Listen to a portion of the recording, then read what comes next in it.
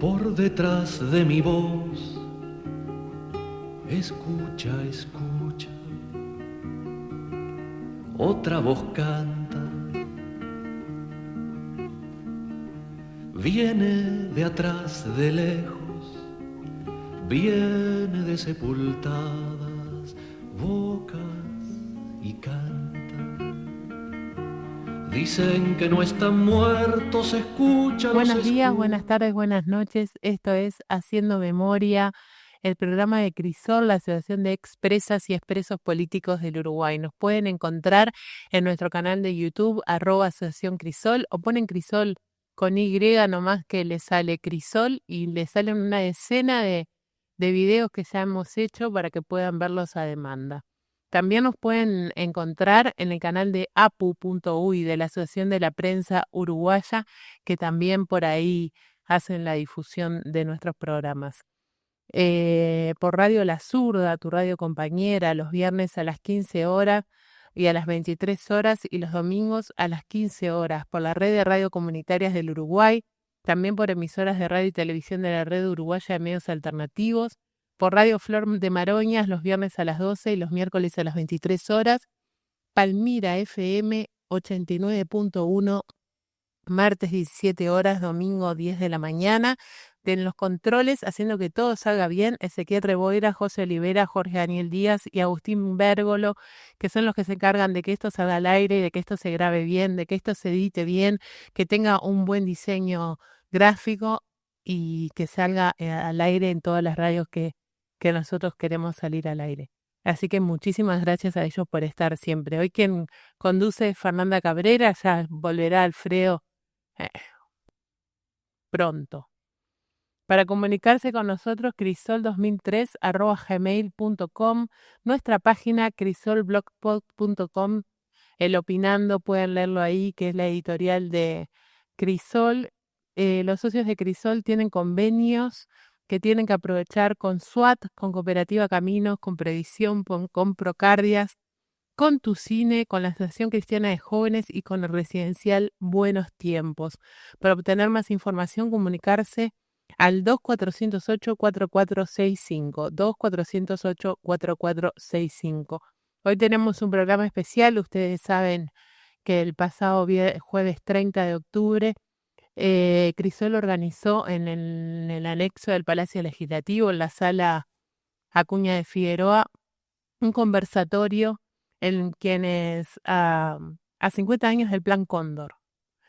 Quienes participaron fueron Alejandra Casablanca, directora de la Secretaría de Derechos Humanos para el pasado reciente de la Presidencia de la República, el doctor Ricardo Percivale, fiscal especializado en crímenes de lesa humanidad, doctora Josefina Minata, fiscal federal de la República Argentina, Fernando Butazzoni, escritor, novelista, y Jan Jarab, presidente regional del Alto Comisionado de la ONU para los Derechos Humanos.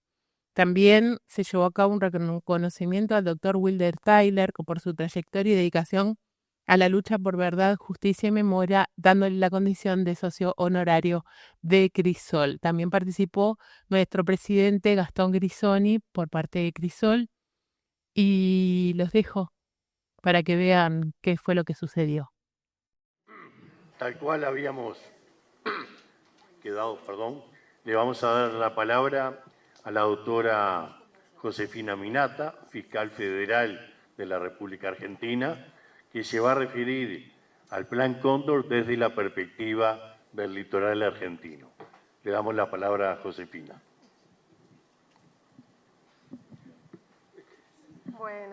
Bueno, muy buenas tardes a todas y a todos. Muchísimas gracias por esta invitación, particularmente a Gastón Grisoni, a Brenda Falero y a todo Crisol. Y quiero decirles que agradezco profundamente a Ricardo Percivale, porque mucha de mi investigación no hubiera sido posible sin su inestimable colaboración. Y por último, no quiero dejar de decirles lo enormemente afortunados que son de contar aquí con una vicepresidenta que está acompañando un evento como este.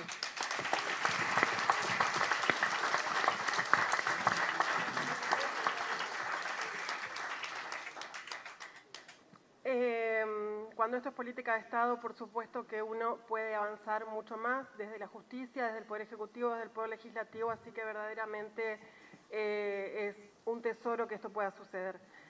Yo vengo a contarles o a compartir con ustedes el resultado de algunas investigaciones que tengo a cargo. Yo soy fiscal federal y tengo a cargo una fiscalía que abarca toda la costa del río Uruguay en la provincia de Entre Ríos. Es decir que mis puntos fronterizos con la República Oriental del Uruguay son Salto, Paysandú y Fray Bentos y toda la costa que ello abarca. A partir de mi trabajo me ha tocado conocer algunos casos que han tenido como víctima a ciudadanos de la República Oriental del Uruguay y cuyos casos se han enmarcado también dentro de lo que se conoce como los bordes del Plan Cóndor. ¿Por qué se le dice los bordes? Porque son aquellos casos que quizá no han tenido la violencia, la trascendencia y la magnitud de los casos más conocidos de Cóndor, como puede ser Orleti, como centro clandestino de detención, pero que sin embargo son casos que muestran perfectamente la articulación que existió entre las fuerzas represivas argentinas con las fuerzas represivas uruguayas, y a partir del estudio de los testimonios y la documentación de estos casos, se puede ver cómo el Plan Cóndor transnacionalizó el modo de cometer el terrorismo de Estado. Como decían recién, no hubo más fronteras para que las policías pudieran actuar para cometer crímenes de lesa humanidad, y también sucedió que no había lugar donde quedarse sin ser descubierto, ¿no? Los militantes, las personas que necesitaban una protección estatal, no solo no la tenían, sino que no la tenían en sus países, sino que no la tenían en ninguno de los países a los que podían acudir en auxilio. Como bien dijo Ricardo, Cóndor no comienza en el año 75 ni en el año 74, sino que comienza mucho antes con lo que, bueno, justamente Ricardo dijo pre-Cóndor, ¿no? Yo marco como algunos hitos para la influencia, por lo menos de mi zona de investigación, que es, en primer lugar, Concordia, Entre Ríos, y Salto, República Oriental del Uruguay. Y un hecho sumamente importante de aquel momento fue en el año 1974 el comienzo de la construcción de la represa de Salto Grande. ¿Por qué? Porque junto con la construcción de la represa de Salto Grande se traslada hacia la zona de Salto y Concordia, a lo que se llamó el Obrador de la Yui, un enorme grupo obrero, más de 3.000, 4.000 obreros que trabajaban para construir la represa. Concordia en ese momento empieza a presentar un clima sumamente caldeado. Uruguay ya estaba en dictadura, de modo tal que los obreros de la República Oriental del Uruguay tenían una representación sindical a través de obreros argentinos. Estos obreros comienzan a ser perseguidos. Hacia octubre del 74 comienzan amenazas de la AAA, que es la Alianza Anticomunista Argentina, que comienza a poner bombas, explosivos. La sede de la UOCRA en noviembre del 75 explota, es derrumbada. Afortunadamente en ese caso no hubo que lamentar muertes, pero sí la sede de la Unión de la Construcción de la República Argentina es completamente demolida en la ciudad de Concordia. Paralelamente, también habían sido víctimas de atentados explosivos en Concordia, ingenieros de la represa de Salto Grande, y el 5 de noviembre del 75 son detenidos los líderes sindicales más importantes del Obrador, que son Mario Néstor Ruiz, José Luis Yoya y José Luis Rey. Y al tiempito es detenido Víctor Carlos Singol, que había quedado como suplantando a ellos tres, de modo que el Obrador de la represa de Salto Grande se queda sin representación sindical. Y paralelamente a esto, mientras tanto que íbamos recibiendo estos testimonios sobre lo que pasaba en Salto Grande en el 75, comenzamos a mirar, como bien dijo Ricardo, qué pasaba con los libros de regimiento. ¿Qué pasaba con los libros de regimiento? Resulta que varios militares que estaban a cargo del regimiento de Blandengues de Tanque 6 de Concordia registran en sus legajos una serie de comisiones bilaterales de inteligencia con destino a la República Oriental del Uruguay. En algunos casos, estos agentes de inteligencia se reunían en Rivera, en otros casos en Carrasco, en otros casos en Tacuarembó, pero eran reuniones de agentes de inteligencia que efectivamente estaban pensando desde mucho tiempo antes de que se firmara Cóndor del modo de articular la inteligencia de todos los países. Se registran en el año 71, se registran en el 72, se registran en el 73, se registran en el 74 hasta la firma de Cóndor. Junto con esto, en noviembre del 75 sucede una de las primeras detenciones que yo tengo registrada en la zona, que es de un obrero de Salto Grande que intenta encontrar refugio en Salto. Él era oriundo de Concordia, Hugo Galvani. Hugo se va a Salto porque le advierten que le van a allanar la casa. Un amigo que el papá era policía le dice, mirá que escuché que van a allanar tu casa. Él cruza a refugiarse en Salto y a los pocos días es detenido en Salto, ilegalmente por supuesto, llevado al regimiento de Salto, torturado y con el tiempo es ilegalmente trasladado de nuevo a la República Argentina, ya una vez que estaba implementado el golpe de Estado acá, después del 24 de marzo. Acá me quiero detener un segundo a pensar algunas características esenciales de Cóndor que ya se van a ver en la detención de Hugo Galvani en Salto y que después las vamos a volver a ver en otras detenciones propias del Plan Cóndor, que son el intercambio de información de inteligencia, la realización de operativos conjuntos y los traslados ilegales a través de las fronteras, ¿no? En el caso de Hugo, justamente se utilizaron lanchones de Salto Grande para traerlo de vuelta a nuestro país. Y también se da la particularidad de que militares argentinos cruzan el río para interrogarlo en la República Oriental del Uruguay, en Salto. Pasa este primer caso, que está al borde, porque justo sucede en noviembre del 75, junto con la firma del Plan Cóndor en Chile, pero, como decían anteriormente, también el nacimiento de Cóndor, si bien se pone simbólicamente el momento en Chile, es bastante evidente a través de toda la documentación que ya han mencionado quienes me precedieron, que verdaderamente se venía pensando desde mucho tiempo antes. En Concordia, bueno, también los obreros uruguayos sufrieron una racia muy grande, más de 3.000 obreros fueron detenidos, no sé si conocen esta historia, por lo menos para Argentina es una historia bastante desconocida, que no se había investigado hasta el momento y que recién muchos de ellos comienzan a declarar sobre lo sucedido en Salto Grande entre el año 2021, 2022, 2023. Previo a eso, eran sobrevivientes que habían contado su historia personal en cuanto a su detención, a su tortura, pero no se había hecho el hilado de que en realidad lo que pasaba era que muchos de los sobrevivientes habían pertenecido a Salto Grande y que este era el motivo principal de sus detenciones. Llega el golpe de Estado y con el golpe de Estado esa noche, el 24 de marzo del 76, el resto de los obreros que estaban sindicalizados también son buscados en sus casas, detenidos y todos pasan un gran tiempo prisionizados. Paralelamente a esto, cuando vamos a buscar los registros de la prefectura, que les cuento que en la Argentina la prefectura es una fuerza que fue muy poco investigada, pero sin embargo, y que también estaba hasta el momento como vista como una fuerza como más ajena, si se quiere, al plan represivo, porque estaba bajo el mando de la Armada, pero por otro lado patrullaba el río y parecía como que no tenía participación, pero sin embargo cuando vamos a mirar los libros de la prefectura, podemos observar muchos casos de patrullajes conjuntos del río con las autoridades navales de la República Oriental del Uruguay. Pero no solo eso, sino que esos operativos están registrados como operativos de carácter antisubversivo.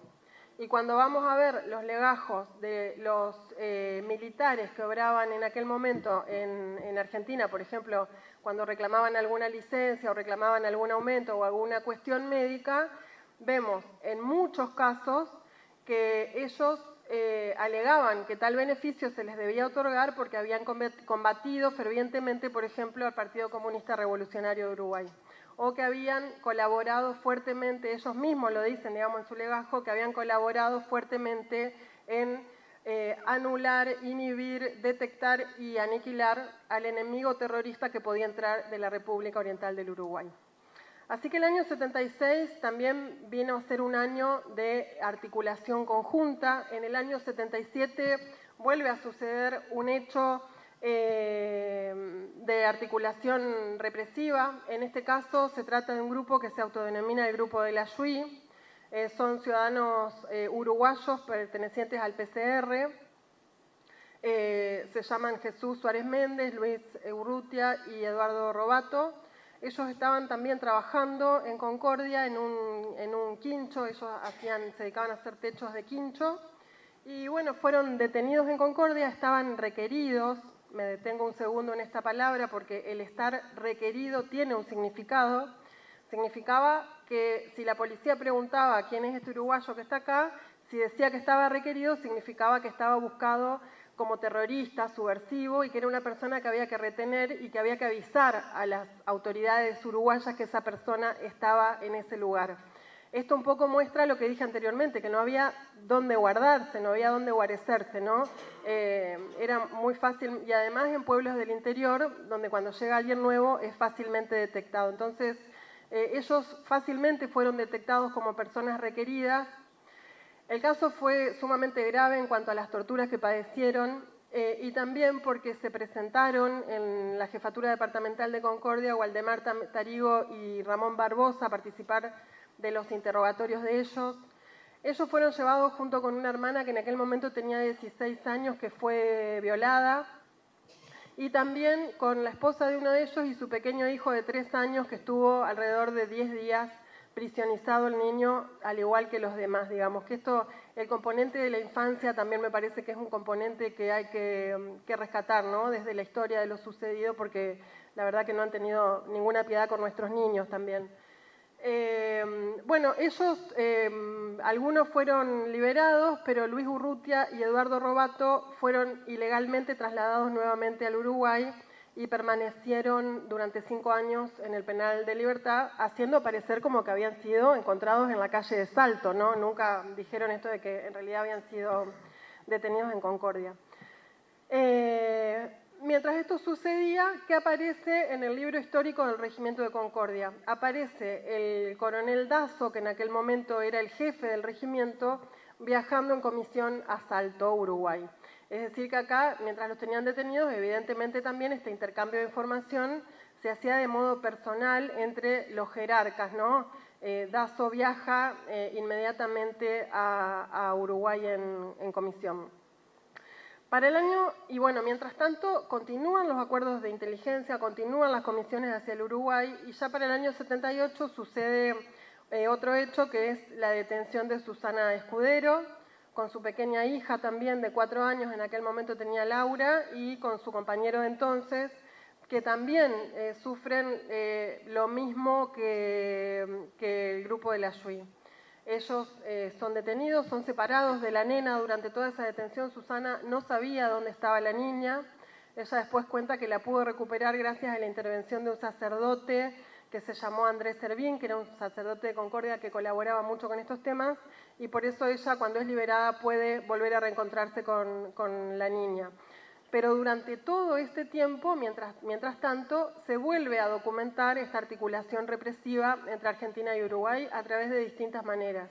Patrullajes conjuntos, operativos antisubversivos, intercambio de información, permeabilización de la frontera. Bueno, estos son algunos de los términos que figuran en los libros, ¿no? Como escritos en esta clave. Una clave antisubversiva, una clave antiterrorista.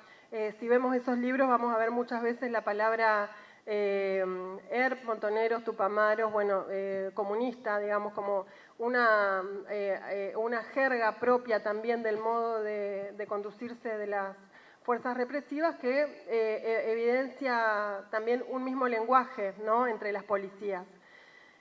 Por último, les cuento que estas causas están avanzando, que hemos pedido la extradición de Tarigo y de Barbosa a la República Argentina, y que sí, para que vayan a la República Argentina, sí.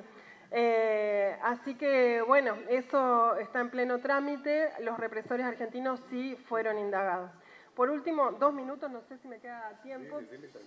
Bueno, porque, bueno, esa es una trama de Cóndor. Y la otra trama que yo investigo tiene que ver con los vuelos de la muerte en el delta entrerriano. Y acá también, esta investigación se centra o se sitúa puntualmente en lo que sería la costa argentina de Nueva Palmira, digamos. Frente a Nueva Palmira está Villa Paranacito, que es una localidad muy pequeña del sur de Entre Ríos, que pertenecía en aquel momento al departamento Gualeguaychú. tiene enfrente, del lado argentino, lo que fue un polo combativo muy importante, que fue el cordón industrial de Zárate Campana. Ahí estaba Ford, estaba Mercedes-Benz, estaba Sindar, había como mucha sindicalización, había mucha militancia y en consecuencia también fue un lugar de una extrema represión. Y por otro lado, bueno, también estaba Gualeguaychú, Concordia, todo esto que les cuento de Salto Grande, es decir que Paranacito estaba enclavado en un lugar al medio de una enorme efervescencia política en aquel momento. Pero ¿de qué modo fue utilizado Paranacito como territorio? Paranacito fue el lugar donde los isleños y las isleñas decían ver caer cuerpos al agua desde aviones. Ellos, lo que cuentan, las personas que viven todavía en Paranacito, es que de repente o encontraban cuerpos flotando en el río, o de repente pasaba un avión y al tiempo aparecía un cuerpo pasando en el río. Pero también es un lugar donde por primera vez los testigos dicen haber encontrado tambores rellenos de cemento con cuerpos adentro. Y esto abre una enorme incógnita en cuanto al Plan Cóndor, porque ustedes saben que esos tambores rellenos de cemento se caracterizaron siempre con un centro clandestino de detención en particular, que fue Orleti. Los cuerpos que se pudieron identificar en el EAF, en los antropólogos forenses pudieron identificar dentro de esos tambores, todos pertenecían a Orleti, es decir, a víctimas del Plan Cóndor. Como dije, esto abre una enorme interrogante porque nos lleva a preguntarnos muchas cosas. Esto todavía no está develado y además también lo cierto es que no encontramos concretamente ningún tambor en esta zona. Pero bueno, también hablando con especialistas, con los antropólogos, ellos me dicen es muy difícil pensar que alguien que se dedica a cortar juncos, que vive en un ambiente tan ruralizado, pueda inventar un hallazgo de tal magnitud, porque una persona no imagina que alguien va a meter un cuerpo adentro de un tambor relleno de cemento, ¿no? Entonces, dan mucha credibilidad a lo que dicen los testigos de Paranacito. Esto nos lleva a preguntarnos muchas cosas, principalmente si Orleti utilizó el delta entrerriano para el descarte de sus crímenes y para el descarte de los cuerpos de sus víctimas, o también si ese método fue utilizado por otros centros clandestinos de detención. Pero lo cierto es que con relación al Plan Cóndor, lo que no hay ninguna duda es que los cuerpos que fueron apareciendo después, hacia mayo del 76, en las costas de Colonia, que recordarán Floreal Avellaneda, Roque Montenegro, Rosa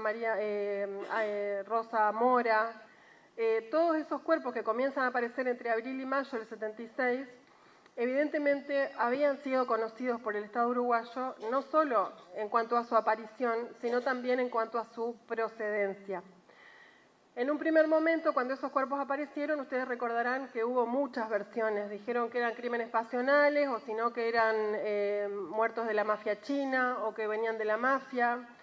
Pero lo cierto es que después aparece un cable fechado en 27 de mayo del 76, que demuestra que la República Oriental del Uruguay informa a la embajada estadounidense que Argentina sí ya le había informado que eran víctimas del terrorismo de Estado, solo 8 de los 10, es decir, que además sabía quiénes eran los 10 cuerpos aparecidos, ¿no? Esto también lo menciona Fabiana Larraola cuando dice se conocía tanto que hasta se inventó que eran cuerpos chinos, ¿no? Bueno, con esto quiero decir que aún en pequeñas localidades del interior el Plan Cóndor fue exitoso. Los vuelos de la muerte también fueron exitosos. De ese método de exterminio, solamente de los 30.000 desaparecidos que tenemos en Argentina, solamente se han encontrado 40 cuerpos en las costas de los ríos y del mar. De modo tal que un poco me sumo a las reflexiones que se hicieron previamente, ¿no? Porque pensar en una coordinación tan precisa y pensar en un método tan exitoso y en cuánta gente que nos falta y en cuántos compañeros que no están, nos obliga desde el punto de vista de la justicia a profundizar las investigaciones, nos obliga a poder buscar la verdad de lo sucedido y por sobre todas las cosas a poder tomar conciencia de eso que pasó hace 50 años, en realidad está pasando hoy. Cada vez que una persona dice que sigue buscando a su familia, eso está pasando hoy. Y me parece que eso es lo que nos obliga a continuar esta lucha y a poder continuar justamente buscando verdad, memoria y justicia. Muchas gracias.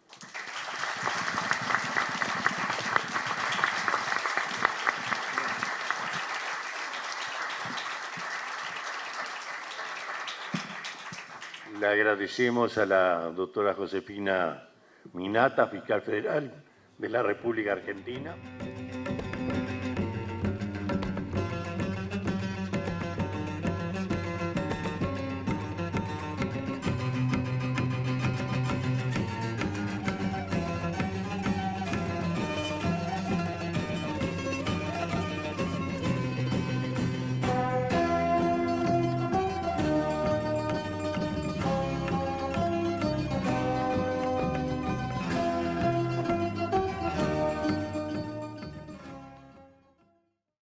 En tiempos de revolución digital, la vida en sociedad se vuelve cada vez más compleja y en eso juegan un papel fundamental la información veraz y la comunicación equilibrada, ya sea a través de los medios tradicionales o mediante las redes sociales. La Asociación de la Prensa Uruguaya, a través de la plataforma portalapu.uy, brinda la posibilidad de una mirada seria y profesional comprometida con el tiempo que nos toca vivir.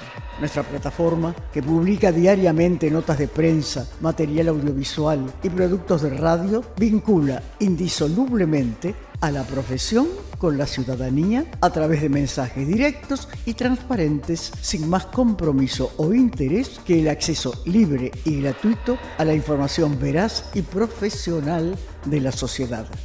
apu.uy, la información plural y profesional.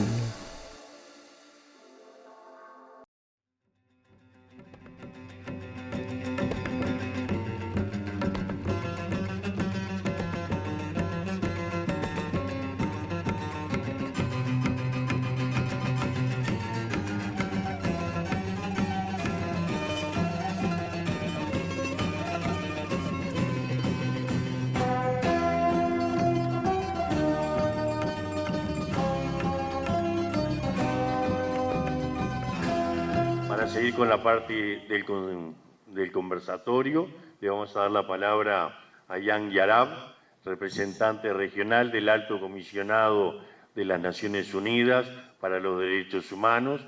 Le vamos a avisar a Jan que venimos muy bien con el tiempo, o sea que vamos a seguir con él. Cuando él termine, pasaremos a la segunda etapa de esta actividad, en la cual vamos a hacer un reconocimiento a Wilder Tyler. Le pasamos sin más la palabra. Muy buenas tardes a todas y todos. Estimado presidente de Crisol, Gastón Grisoni, honorables representantes de las instituciones del Estado uruguayo, estimados integrantes de Crisol, personas defensoras de derechos humanos. Es verdaderamente un honor y un placer estar hoy presencialmente con todas y todos ustedes. En primer lugar, quisiera agradecer la invitación de Crisol para venir a este conversatorio y también agradecer toda la experticia que nos compartieron las y los panelistas. Mi reflexión será, por supuesto, de carácter más general. Desde la perspectiva de la Oficina del Alto Comisionado de las Naciones Unidas para los Derechos Humanos, resulta tremendamente importante hablar del Plan Cóndor.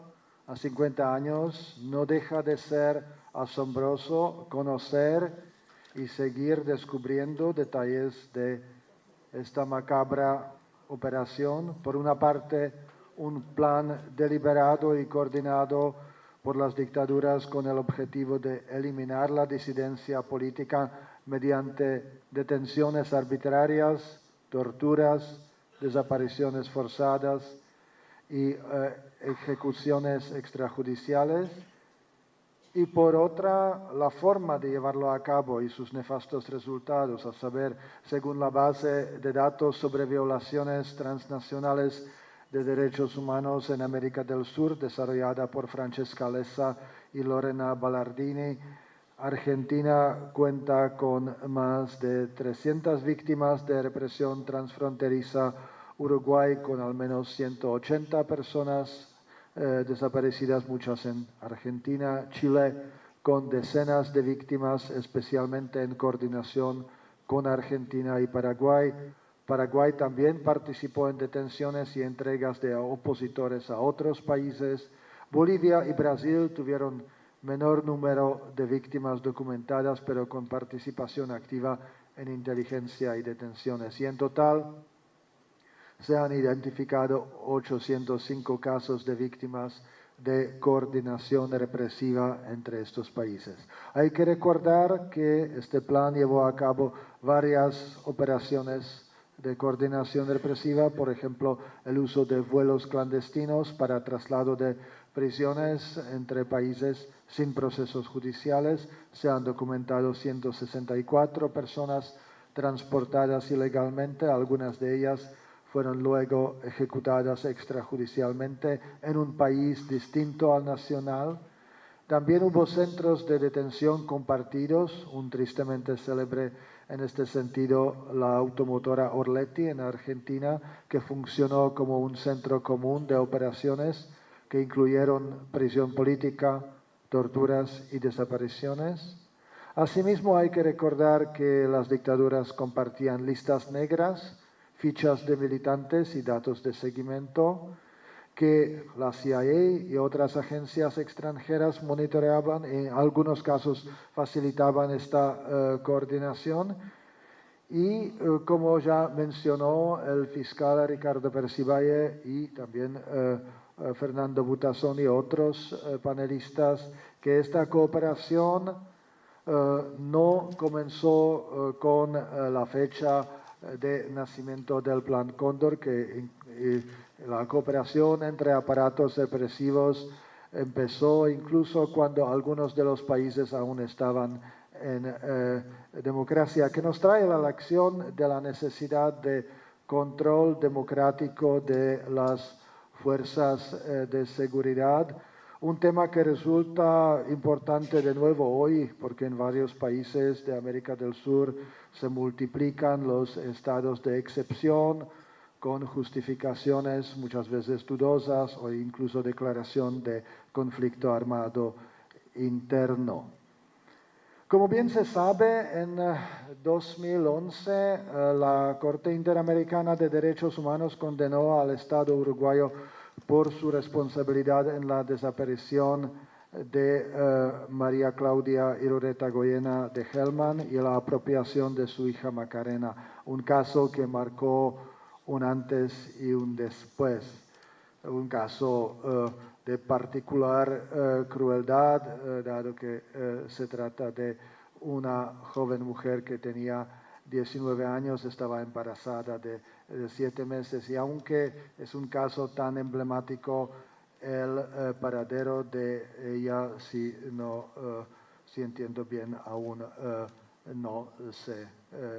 se desconoce.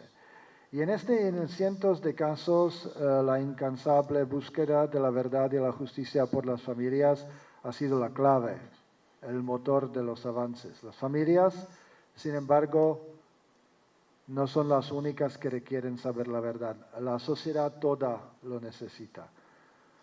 Porque si nos preguntamos por qué el tema es aún vigente, tan vigente a 50 años, tenemos varias respuestas. Hablar del Plan Cóndor 50 años después no es solo un ejercicio de memoria histórica, es una necesidad ética, política, cultural.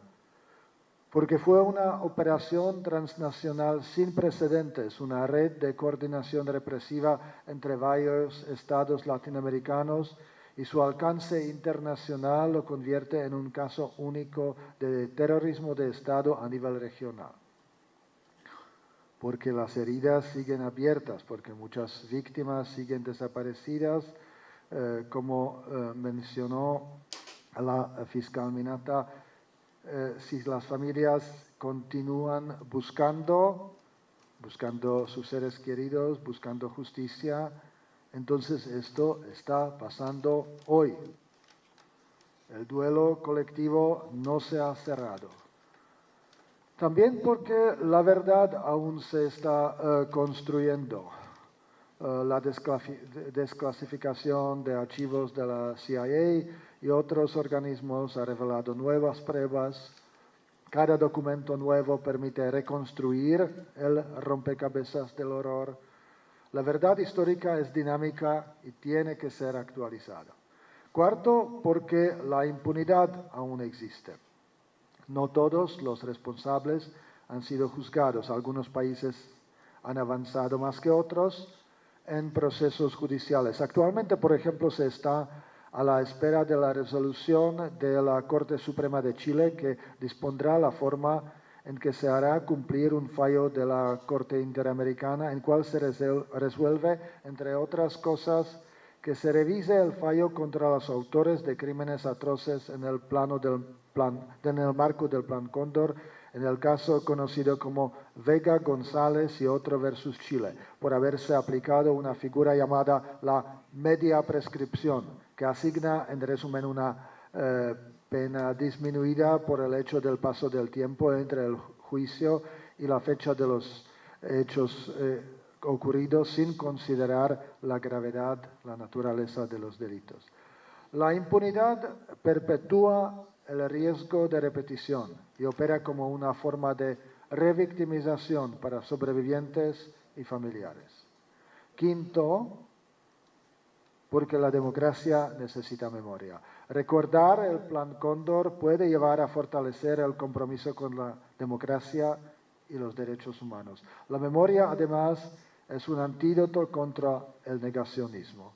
La democracia es de forma, pero también de fondo, y eso significa gobernar con plena sujeción y respeto a los derechos humanos.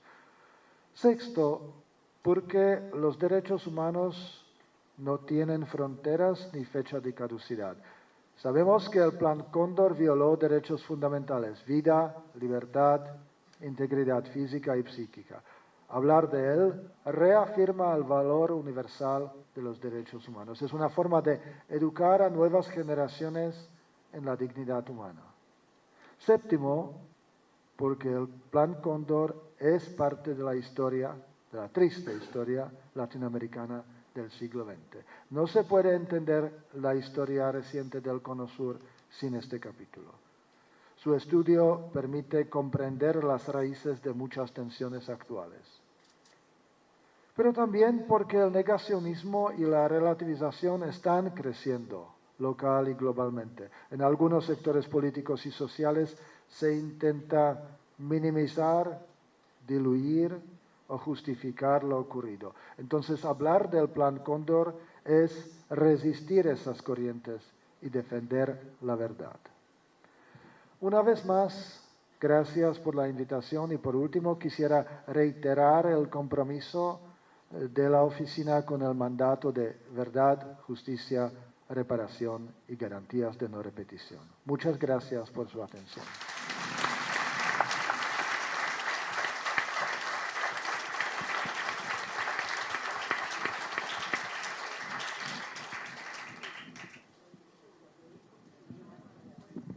Estamos haciendo entrega de una pequeña atención a los panelistas, que es la margarita de madres y familiares de detenidos desaparecidos.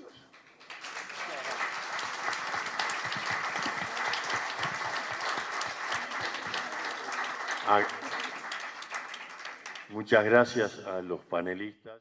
Y nos vamos como nos vamos siempre. Por traer memoria, justicia y nunca más terrorismo de Estado, Crisol está más que nunca en lucha para que los más infelices sean los más privilegiados.